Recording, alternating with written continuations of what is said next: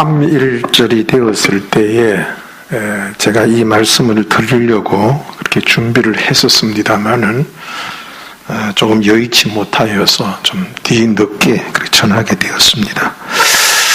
지금부터 한 99년 전인 1919년 3월 1일 일제 강점기 때에 우리나라 전역에서 대한 독립 만세를 외치는 소리로 가득했었습니다.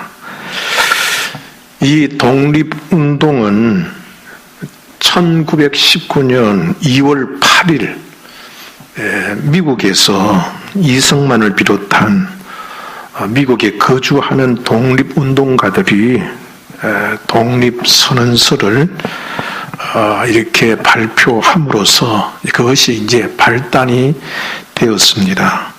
이러한 소식이 알려지자 국내에서도 종교 지도자들을 중심으로 해서 국내에서 독립선언서를 발표하고 또 모든 국민들이 독립운동에 참여하는 방안을 그렇게 의논했던 것입니다.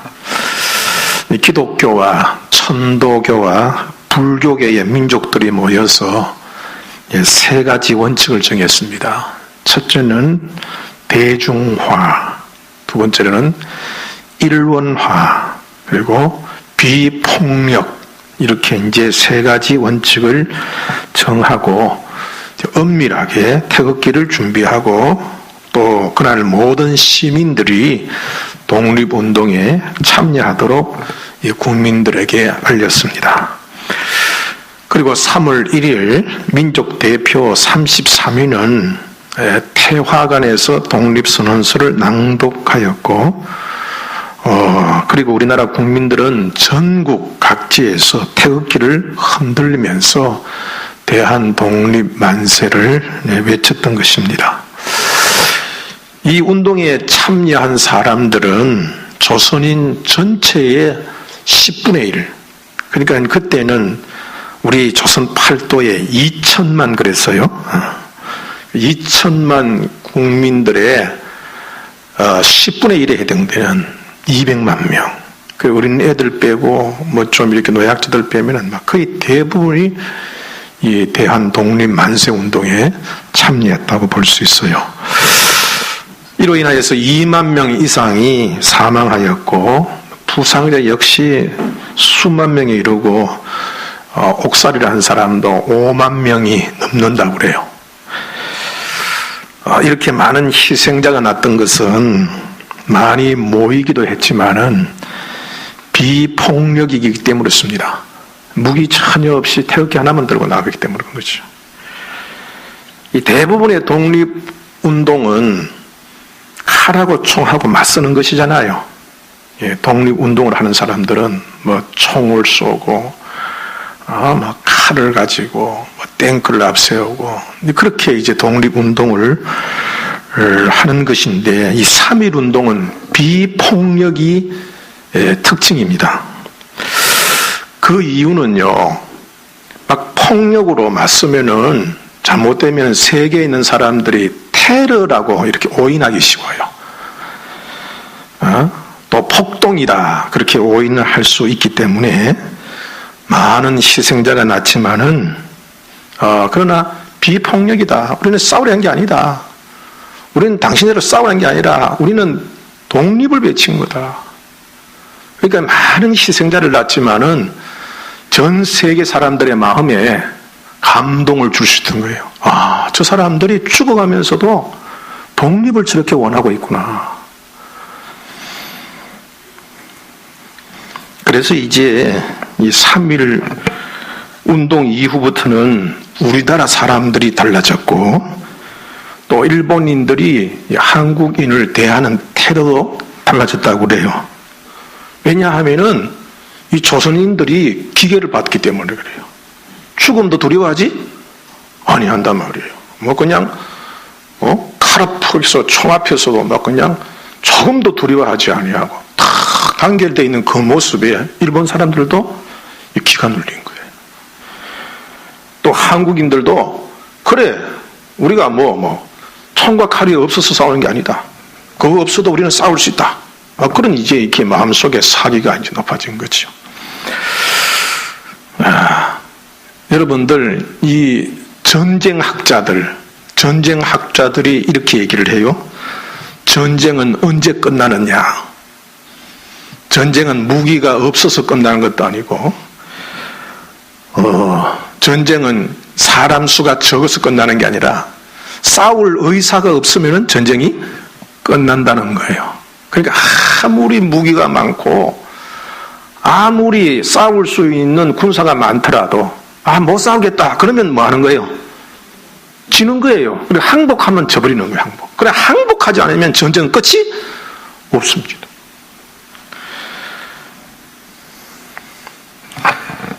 그렇기 때문에 전쟁은 포기하는 자가 지는 겁니다. 전쟁은 뭐 하는 자가 져요? 포기하는 자. 우리 영적인 전쟁도요, 사단은 자꾸 포기하게 만들어요. 포기하면 뭐 하는 거라고? 지는 거예요. 우리는 아무 것이 없어도요, 사방에 우겨싸임을 당하여도 포기하면 안 됩니다. 포기하면 패배하는 겁니다. 여러분, 기도를 포기하면 지는 겁니다. 주일 성수를 포기하면 지는 겁니다. 예배를 포기하면 여러분 지는 거예요. 그건 끝장나는 거예요. 비록 맨손이라도 절대로 항복하지 않겠다라는 그 의지가 있어야 돼요. 여러분들, 하나님도요, 바로 이렇게 믿음 가지고 그렇게 끝까지 소망을 가진 자의 하나님이 되어주십니다. 성경 보면 포기한 자들은 하나님께서 인정하지 않으셨어요. 포기하지 않아요. 믿음을 가지고 포기하지 아니하는 자들은 사자굴 속에서 건져냈고 풀무불 속에도 건져냈습니다. 여러분들, 믿음을 가지고 소망을 가지고 포기하지 않는 여러분이 되기를 주 이름으로 축복합니다. 이 3.1 운동 이후에 한국인들은 더욱 당당해졌다는 겁니다.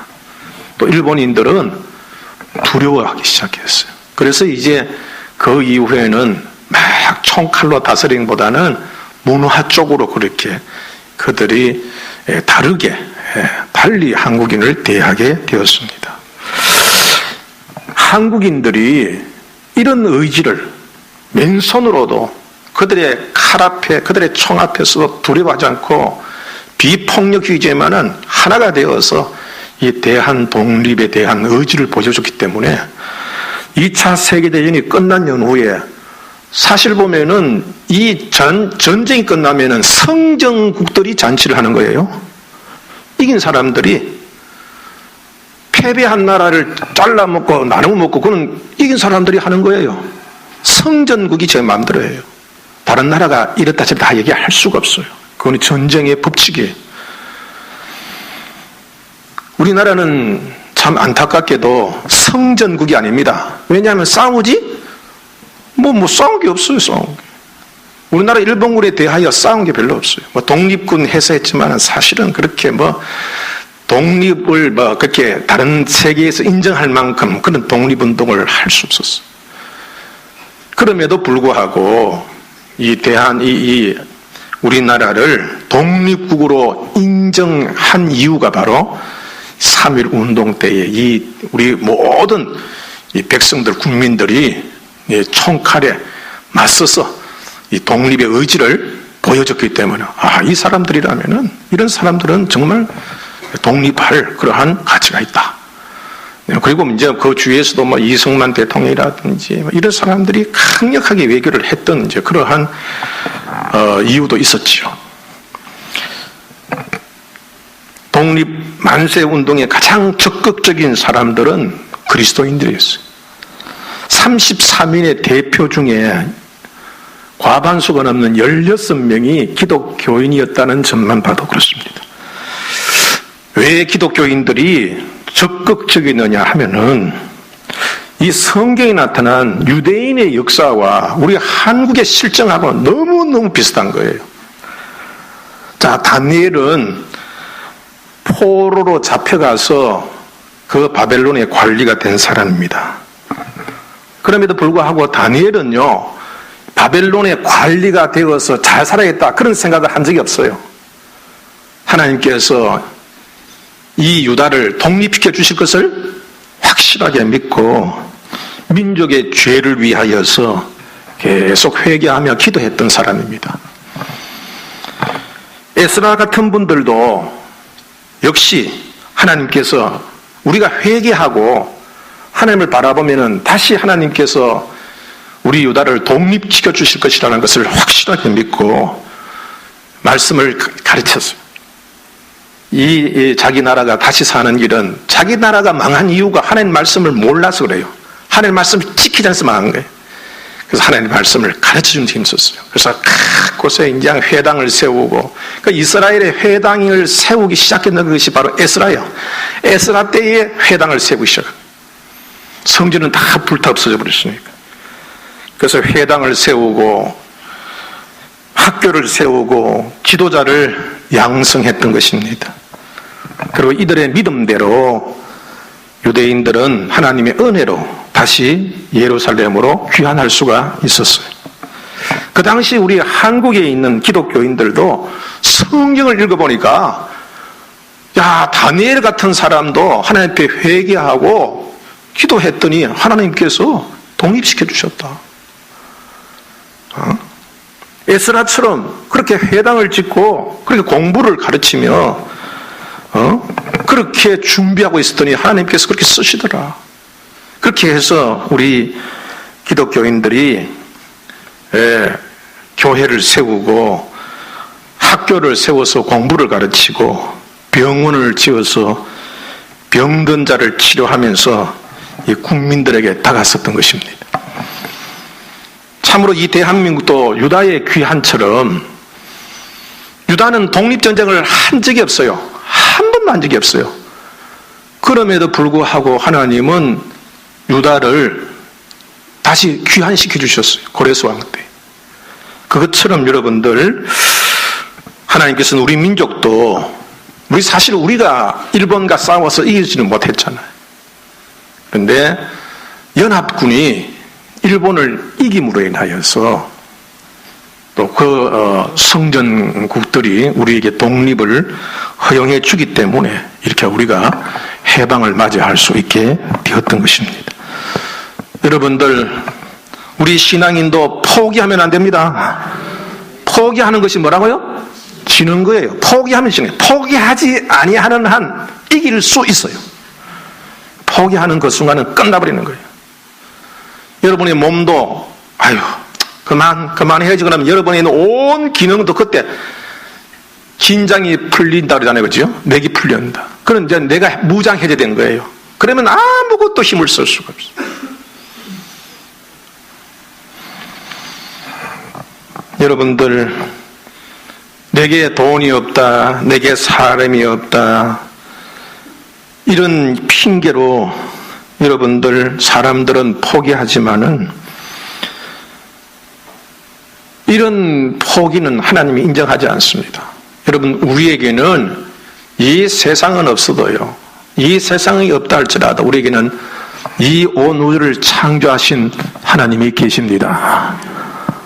할렐루야. 그 믿음으로 사방에 우겨싸임을 당하여도 결코 쌓이지 않는 여러분이 되기를 주의 이름으로 축복합니다. 답답한 일을 당하여도 여러분들 막 사방이 꽉꽉꽉꽉 쪼여와도 하늘을 쳐다보시는 여러분이 되기를 주의 이름으로 축복합니다. 포기하지 않는 자를 하나님은 믿는 자로 인정해요. 우리 그리스도인들이 대한민국에 공헌한 점은 참으로 지대합니다. 우리 그리스도인이 그런 자부심을 가지고 있어야 됩니다. 독립운동을 통해서 독립하는 데 크게 공헌했을 뿐만 아니라 여러분 기독교 학교가 얼마나 많습니까? 학교를 많이 세워서 문맹자를 퇴치하는 데에 힘썼고 국민교육에 엄청난 이바지를 했습니다. 많은 지도자를 그렇게 배출하게 하였고 또 병원도 많이 지었잖아요. 또 한국 전쟁 때에 고아가 된 그 사람들 과부가 된 사람들을 위하여서도 기독교가 엄청나게 지원을 했습니다. 그때는 그 당시에는 물론 이제 미군이라든지 카나다, 호주 이런 데서 기독교인들이 와서 선교 자원에서도 많이 도왔지만은 하여튼 기독교가 그런 일들을 엄청나게 지금도 그 일을 많이 하고 있죠. 뿐만 아니라 우리 그리스도인들이 김용기 장로님처럼 말이에요. 이 새마을 운동에 합쳐 우리 그리스도인들은 정직해야 되고 건면하고 성실해야 된다. 기독교인들은 열심히 벌고 또 서로 사랑하며 많이 베풀어야 된다. 이런 기독교 정신을 가지고 여러분들 농촌 발전에도 엄청난 영향을 미쳤고 산업화 운동에도 여러분들 큰 영향을 미쳤습니다. 민주화 운동에도 여러분들 기독교는 지대한 공헌을 했습니다. 저도 밝히지는 않았지만은 저도 민주화 운동을 했던 사람이에요. 기독교인들은 애국자일 수밖에 없습니다.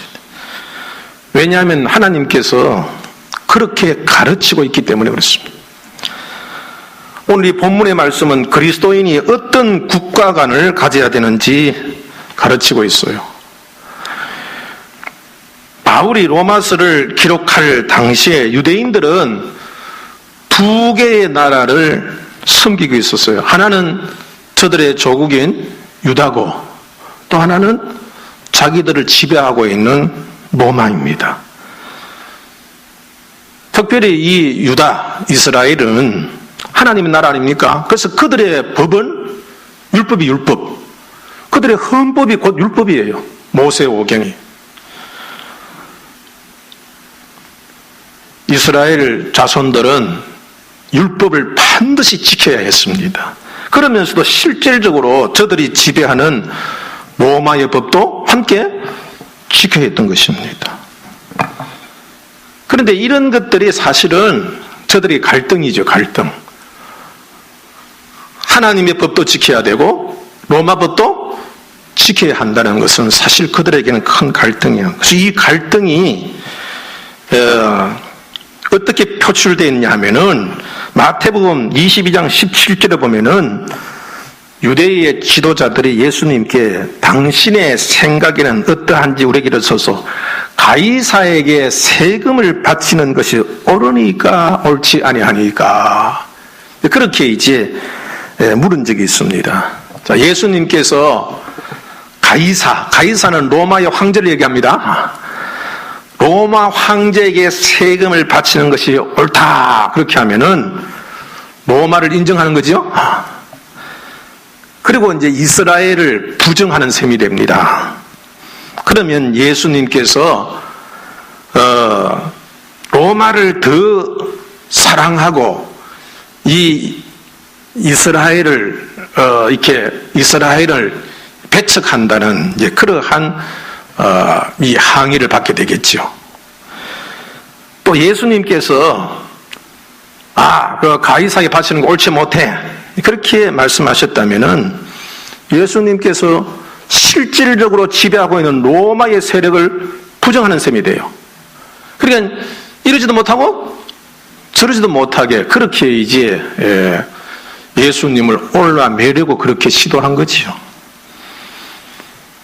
유대인들은 예수님을 함정에 빠뜨리기 위해서 이런 꼼수를 두었지만은 사실은 유대인들 그들의 고민이기도 했어요. 과연 율법을 지켜야 되나? 안 그러면 로마법을 지켜야 되느냐? 어떤 것을 지켜야 되느냐? 이것도 그들에게 큰 고민거리가 아닐 수가 없어요. 이러한 갈등은 오늘 우리들에게도 적용되겠죠. 여러분들, 우리들은 분명히 하나님 나라에 속한 그리스도인입니다. 우리는 분명히 지켜야 하는 하나님의 말씀이 있어요. 신앙을 지키기 위해서 우리는 각오도 해야 됩니다. 근데 또 한편으로 우리는 대한민국 국민이잖아요. 그래서 여러분, 우리는 국민으로서 지켜야 할 법도 있는 것입니다. 우리는 하나님 나라에 속한 자이지만은 또 우리는 가정에 속해서 가정에서 계속 지켜내려고 있는 풍습도 따라야 돼요. 또 직장인 또 직장 나름대로의 어떤 규칙이 있습니다. 그것도 따라야 돼요. 우리 그리스도인은 직장에 속하기도 하고 군에도 속하기도 하고 또 학교에 속하기도 합니다. 그런데 그것마다 다 규칙이 있어요, 없어요? 다 있어요. 그것에 보면 우리는 그것을 다 지켜야 됩니다. 하나님의 법도 존재하고 세상의 법도 존재합니다. 이 두 사이에서 우리는 무엇을 지켜야 되는가 굉장히 갈등하게 됩니다. 그런데 여러분, 우리는 이때 어떻게 해야 할까요? 예수님은 이 유대 지도자들의 질문에 이렇게 대답하셨어요. 가이사의 것은 누구에게? 가이사에게. 하나님의 것은 하나님에게 드리라. 이렇게 명쾌한 답을 하셨습니다. 이 말씀은 하나는 인정하고 하나는 부정하라는 뜻이 아니고 둘 다 인정하라는 뜻이 둘 다. 오늘 이 본문은 바로 예수님께서 가이사의 것은 가이사, 하나님의 것은 하나님께 드리라는 이것에 대한 말씀이기도 해요. 예수님께서 두 나라를 모두 인정하셨다는 것은 모든 권세는 하나님에게서 나오기 때문입니다. 자, 1절의 말씀을 보면은 권세는 어디서 나왔다 그랬어요? 하나님으로부터 나지 않음이 없나니 그랬어요. 모든 권세는 다 하나님께서 정하신 바라고 했습니다. 자, 하나님이 왜 세상 나라를 세우셨을까요? 그것은 여러분들 사람들이 타락한 후에 죄 아래 있기 때문이에요. 모든 사람들은 다 자기가 왕처럼 대접받고 높아지기를 원하지요. 다른 사람이 희생하더라도 자기만 잘 되면 괜찮다고 생각할 수 있는 것이 사람이에요. 만약 여러분들 이러한 죄인들만 가득 차게 된다면 이 세상은 어떻게 될까요? 편안할까요? 싸움투성일까? 혼란투성이 될 것입니다. 만약에 우리나라에 법도 없고 경찰도 없다면은 그럼 어떻게 되겠습니까? 아마 혼란과 무질서로 여러분들을 뒤덮여질 것입니다. 그래서 나라를 세우고 법을 세우게 하신 것입니다. 사람이 여러분들 욕심이 없고 사랑만 있다면은 법을 따로 만들 필요가 있겠어요, 없겠어요? 네? 없습니다. 법은 왜 만들까요? 사람들이 죄를 짓기 때문에 법을 만드는 거예요. 죄 안 지으면 법을 만들 필요가 없습니다. 법은 죄 때문에 만드는 겁니다. 죄 때문에 법이 만들어지고 죄인이기 때문에 법을 판단하는 사람이 필요해요. 왜냐하면 다 잘났다고 우기니까.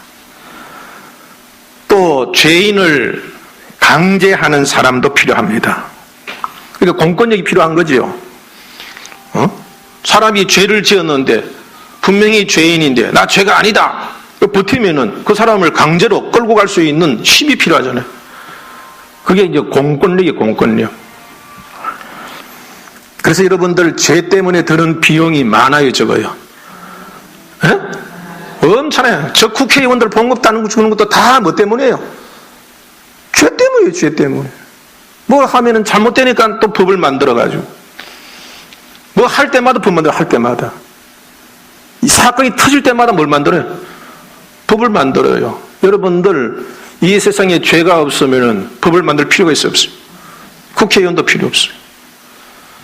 경찰들, 검사들 다 뭐 때문에 만든 거예요? 죄 때문에 있어요. 교도소는 누구 때문에 만든 거예요? 죄 때문에. 그러니까 여러분들이 죄 때문에 드는 비용이요, 사회 비용이 엄청난 무지무지합니다, 여러분. 그래서 하나님은 사람들을 최대한 공평하고 자유롭고 안전하고 질서 있게 살게 하시려고 국가를 세우고 또 법을 만들게 했어요. 입법기관이죠. 그리고 법을 판단하게 하고 그 사법기관입니다. 그리고 그 법을 집행하는 기관, 행정기관을 두고 그래서 이렇게 감당하도록 권력을 주신 겁니다. 그래서 여러분들 이렇게 세상 나라는 하나님께서 모든 사람이 죄인이지만은 그러나 더 이상 죄를 짓지 않고 그나마 선하게 살고 좀 이렇게 편하게 살려고 세우신 하나님의 기관임을 깨달으시기 바랍니다. 사람들이 선해서가 아니라 법 때문에 무서워서라도 여러분들 법을 지켜야 된다는 겁니다. 실제로 모든 국가, 심지어 공산국가, 전제국가라도 해적보다는 낫잖아요. 해적보다. 해적은 여러분 법이 없잖아요. 그죠? 지 마음대로 해버리는 거예요. 그러나 이제 공산국가라도 나름대로는 뭐가 있어요? 법이 있어요. 법이.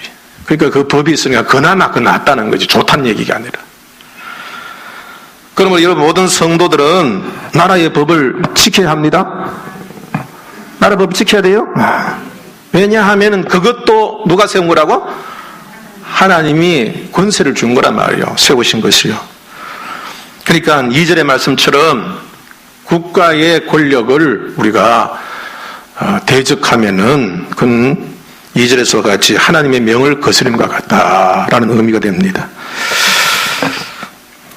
그렇기 때문에 우리 성도들은 사실은 세상에 있는 사람들은 법을 어기면은 과태료 맞고 그 다음에 또 그냥 잘못하면 교도소 들어가고 창피당하고 그러니까 지키기 싫어도 지키는 거잖아요. 이거지. 무서워서 지킨단 말이에요.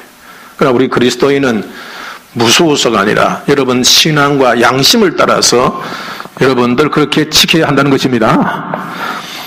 세금에 대한 의무도 잘 이행해야 되고 그리고 또 나라의 여러 가지 이런 협조 사항에도 잘 협력을 해야 합니다. 대통령도 존중하고 여야 정치 지도자도 존중해야 합니다. 가정에는 하나님께서 부모에게 권세를 주신 것으로 믿고 부모에게도 존중하고 직장에서도 상사를 존중해야 됩니다.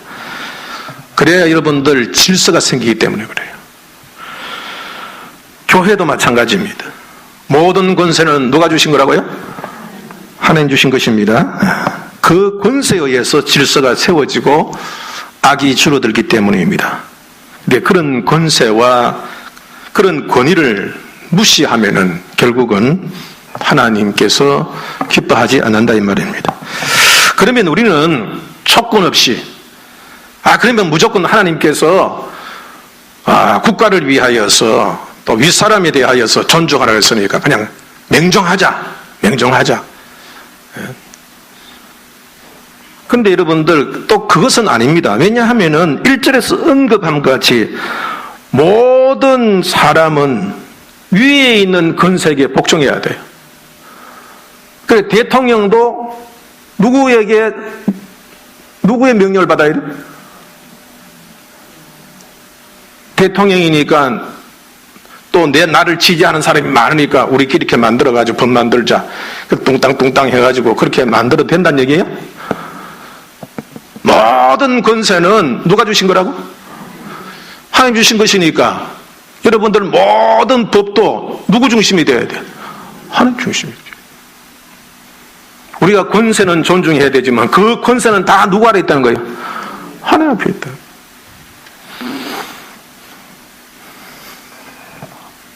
모든 나라의 권력과 권위도 하나님의 권세 아래 있기 때문에 그 나라는 하나님의 뜻에 합당하게 적어도 평등과 자유와 평화를 보장하고 생명과 재산을 지켜줘야 돼요. 그리고 만약에 하나님의 뜻과 국가의 뜻이 다르다면은 그러면 우리 둘이 충돌했을 때에는 우리 그리스도인은 어디를 따라야 될까요? 하나님 뜻을 쫓아야 됩니다. 할렐루야. 이게 굉장히 중요한 얘기예요.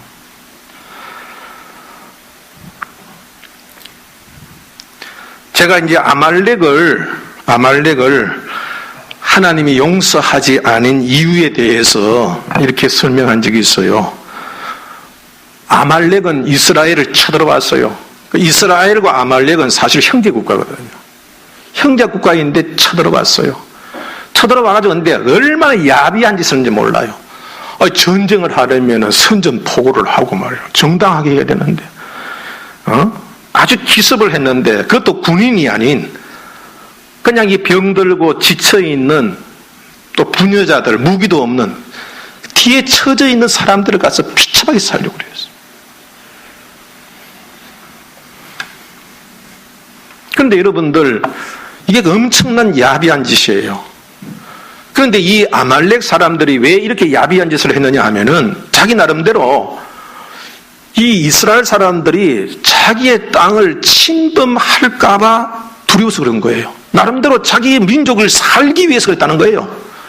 그런데 여러분들 오늘날에도 이러한 것들이 여러분들 세상에서 이런 일들이 많습니다. 아말렉 사람들은요, 그렇게 기습적이고 더러운 짓을 했지만은 어떻게 자기를 변호하겠어요? 내 민족을 위해서. 내 민족을 위해서라면은 여러분 별 더러운 짓을 해도 그 민족은 괜찮다고 생각해요? 안 된다고 생각해요? 네? 괜찮다고 생각해요. 우리 민족도 마찬가지가 아니에요? 우리 민족도 저 월남에 가가지고요, 얼마나 많은 여러분들 사람들을 그냥 희생시켰어요. 미군들도 우리나라에 와서 얼마나 많은 희생을 시켰어요. 얘기 들어보면 다 적을 쳐부수겠어요. 이런 여러분 딜레마에 빠져. 어떤 사람은 내가 도적질을 했다. 왜 됐냐? 우리 아들이 배고파서 어쩔 수 없다. 그건 용서가 된다, 용서. 아무리 야비한 짓을 해도 내 가족의 일이라면은, 내 고향 사람의 일이라면은, 내 친척의 일이라면은, 내 민족의 일이라면은, 그건 괜찮다. 이게 민족주의. 그럼 여러분, 민족주의든지 자유주의든 공산주의든지 사람들 여러분들, 그건 다 하나님하고 상관이 없습니까? 모두 다 하나님 아래에 있음을 깨달아야 됩니다. 그래서 우리 그리스도인은 여러분들, 우리 국가가 아무리 추구한다 할지라도 하나님의 뜻이 아니면은 여러분들, 우리는 거기에 굴복해서는 안 된다 이 말이에요. 아멘. 그러니까 여러분들 이게요, 참 우리 그리스도인들이 좀 자각해야 돼요. 자, 다윗이 말입니다. 임금이잖아요, 임금인데 밧세바라고 하는 아주 아리따운 유부녀를 보고 이렇게 미혹당했어요. 그래서 그녀가 몰래 불륜을 저질렀어요. 그런데 이제 배가 불러오니까 완전 범죄를 하기 위해서 그 남편을 전쟁터에 내보냈더니, 이 전쟁터에 내보내서 저 처음에는 데리고 와서 이렇게 동침을 시켰는데, 동침시켜서 이제 아기를 갖다가 이제 남편의 아기라고 둘러쓰려고 그랬는데, 이 남편이 너무 충성스러워서 집에 가지를 않네. 그래도 안 되니까 전쟁터에 보내 죽게 만들었잖아요, 다윗이요. 근데 여러분들, 이러한 일들이요, 그 당시에 이런 일들이 동양에서 일어났다면은 임금에게 죄가 있을까요, 없을까요? 에? 없어요. 임금은요, 3,000궁이 아니라 1,000궁이 되더라도요, 지가 하면 돼요. 왜냐하면 지가 법이니까 자기가 법을 만들 수 있으니까 그래요. 사람들이 법을 만들지 않아요. 임금이 법을 만들잖아요. 근데 다윗은요, 나단 선지자가 왔을 때요, 나단 선지자가 엄격하게 책망하니까 다윗이 벌벌벌 떨었어요. 임금인데. 왜? 자기 위는 누가 있으니까? 하나님 계시니까. 그래서 여러분들, 모든 법은요, 하나님 중심이 돼야 돼요. 사람 중심이 돼버리면 안 됩니다. 우리 민주주의가 좋은 점도 있어요. 여러 사람들이 모여서 이게 좋다, 그래서 법을 만들어요. 근데 그 법을 만들었는데 그 법이 하나님의 법하고 달라. 하나님의 법을 외치는 사람 몇 명 안 돼. 하나님의 법이 아닌 다른 법을 막 외치는 사람들이 모두 똘똘똘똘 뭉쳐가지고 그렇게 법을 만들어버렸어. 그러면 그게 국가의 법이 돼버려. 그러면 여러분들 그것이 결과적으로는 자기 민족 아니면 또 자기들의 당, 자기들의 혈육, 자기들의 고장, 자기들의 이해 타산에 맞는 사람들끼리 다 그렇게 만들었을 거 아니에요. 그 사람들에겐 좋을지 모르지만은 하나님의 뜻에는 옳지 못할 수가 있겠지요. 그래서 여러분 이런 것들이 민주주의라는 것들이 잘못되면 여러분들 엄청나게 잘못된 길을 갈 수 있다는 거예요. 여러분 하나님의 말씀은 변하지 않습니다. 하나님의 말씀이 진리입니다. 세상에 어떤 법을 만들어 놔도요, 이건 사람이 만든 법과 하나님이 만든 법은 천차입니다. 하나님 법이 옳습니다. 그래서 우리 그리스도인은요 정신을 차려야 돼요. 나는 어느 지역 사람이다. 지금 남과 북이 지금 갈려져 있고 학연 지연 갈갈이 지켜져 있고 어떻게 하면 내가 더 법을 만들면 내가 유익할까? 그렇게 여러분 모여가지고 로비하고 하지 않습니까? 그런데 그렇게 만들어서 하나님께서 기뻐하지 않는 법을 헌법에 만들어버리면, 헌법은 우리 국민들 모두가 의무적으로 지켜야 하는 것인데 그 법이 하나님 법하고 다르게 되어졌다면 여러분, 그러면 우리 그리스도인이 헌법을 따를 겁니까? 하나님 법을 따를 겁니까? 하나님 법을 따르면 이제 교도소 가야 되는데, 이제 앞으로 여러분들이 이제 동성연애 합법화 시켜놓으면은 동성연애는 죄입니다. 그 소리 하면 여러분들 교도소 가야 돼. 교인들 중에서 동성연애자들끼리 같이 결혼식 하겠습니다. 교회 빌려주시오. 교인이니까 교회를 쓸 권리가 있지 않습니까? 나 이 예배당을 우리 동성연애자들의 모임으로 만들겠습니다. 안 빌려주면 벌금 물어야 돼요. 앞으로 여러분들 그런 일들이 일어날 수 있고 이미 지금 저쪽에서 일어나고 있습니다. 어떻게 하겠습니까, 여러분들? 우리는 하나님께 모든 권세가 하나님께 있다는 것을 인정합니다. 나라까지도 하나님께서 세우시다는 걸 인정해요. 그러나 나라라 할지라도 모든 법은 어디에 있다는 거예요? 하나님께 있다는 거예요. 그래서 여러분들 그리스도인들이 정신을 차린 나라는 잘 살게 되어 있습니다. 왜냐하면 모든 법도요 하나님께서 만드신 법을 따라 살기 때문에 그래요. 모든 그리스도인들은요 뭐든지 다 옳다 휩쓸려 가지 않습니다. 옳은 것은 예, 아닌 것은 아니요 하기 때문에 함께 휩쓸려 가지 않습니다. 손해는 보더라도. 그리고 이 대한민국이 독립운동부터 시작해서 그리스도인들이 시작했던 것처럼 아무리 악한 일이더라도 하나님의 뜻이라면 목숨 걸고 나갈 수 있고, 또 그리스도인은 열심히 성실히 세상에 빛이 되고 소금되어서 열심히 일해서 여러분들 많은 부를 창출할 수 있고, 또 부유한 것을 많은 사람이 나누어 줄 수도 있고, 그래서 여러분 그리스도인들은 부자 됩니다. 복을 받습니다. 세금도 많이 냅니다. 열심히 나라를 위해 충성합니다. 그래서 그리스도인들이 충실한 나라는 부강해질 수밖에 없어요. 이 대한민국은 여러분 하나님이 세우신 나라입니다. 하나님 나라입니다. 우리 그리스도인들이 정말 정신을 차려야 돼요. 정신을 차려서 우리는 어느 지역의 사람이 돼서도 안 돼요. 어느 당의 사람이 돼서도 안 돼요.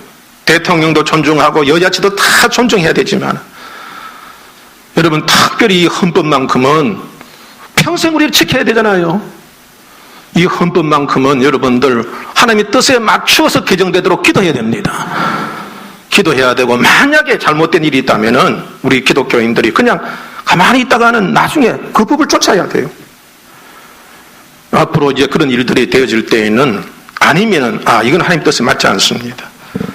하나님 뜻이 맞지 않다는 것은 이거는 누구 편이 아니라 이거는 옳지 못한 것입니다. 그렇게 생각해서 우리는 하나님 편에 그렇게 서는 그리스도인이 됩시다. 그리스도인들이 잘못되면 애국주의자 돼가지고 민족주의자 되면 됩니다. 민족주의자. 아까 얘기했던 것처럼 민족을 위해서라면 별짓을 다 해야 된다. 아닙니다. 모든 사람들은 다 누구 아래 있다고요? 나라도 그래도 잘못되면 하나님 나라를 심판하지 않습니까? 그래서 나라가 바로 서야 됩니다.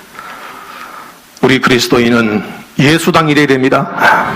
다른 자입니다. 내가 아무리 좋아하는 사람이 있다 하더라.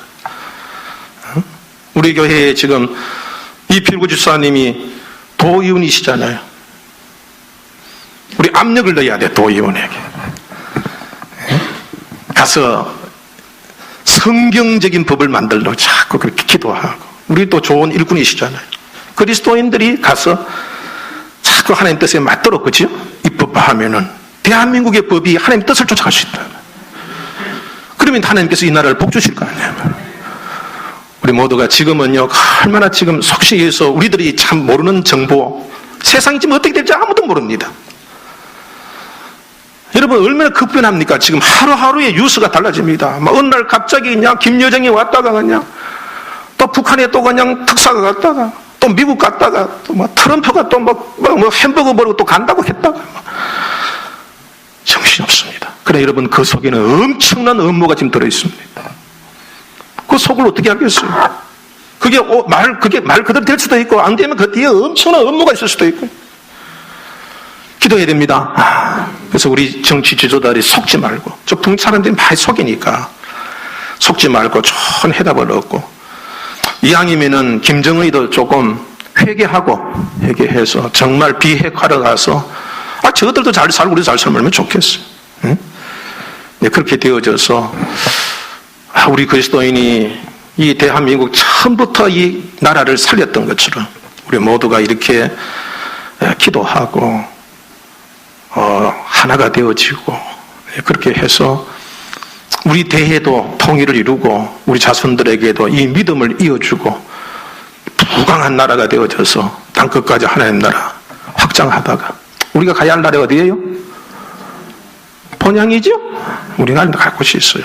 미국 가서 이민 간 것도 아니고 우리 가야 할 곳은 하나님 나라니까 그곳에서 여러분들 영원히 주님과 함께 영생 복락을 누리는 그 본향에 살 수 있도록 그렇게 나라와 민주를 기도하는 저와 여러분이 되기를 바랍니다.